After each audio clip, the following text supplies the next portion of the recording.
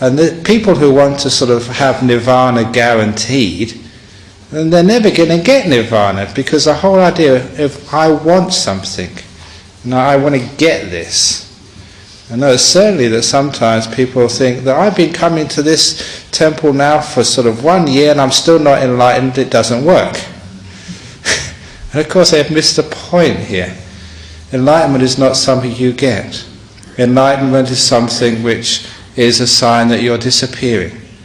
There was one great monk who came here many years ago. His name was Ananda Mangala. He was a great monk because he had a great sort of CV. He started off his life as like the head of the Gandhi youth movement, and so he was very friendly with all of the Gandhi family and with Nehru and all these other people. And then he decided to take a spiritual life and become a Trappist monk. And after becoming a Trappist monk, he didn't like that, he decided to become a Buddhist monk. I remember him always telling the story when he told his superior, his abbot in a Trappist monastery, that he wanted to become a Buddhist. They were very, very upset.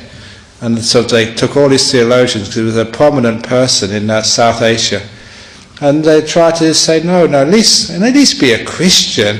Or if you don't want to be a Christian, at least be a Muslim, at least believe in God. Don't be a Buddhist. But he eventually became a Buddhist, and a very good Buddhist. I remember him once telling me that he said when people asked him, are you enlightened yet? Are you enlightened yet? He would always answer, I'm not enlightened, but I'm highly eliminated.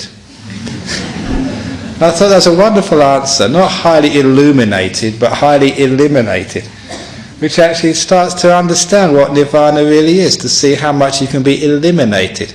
Well, I mean the ego and the sense of self being eliminated, so you're hardly there. So you don't really own anything, and you don't sort of worry what other people think about you, because there's no one there to actually to be teased, or to be insulted, or to be scolded.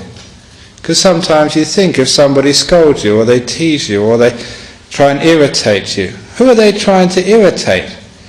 If they call you stupid, now who's stupid? Is it my legs are stupid, or my ears are stupid, or my speech is stupid?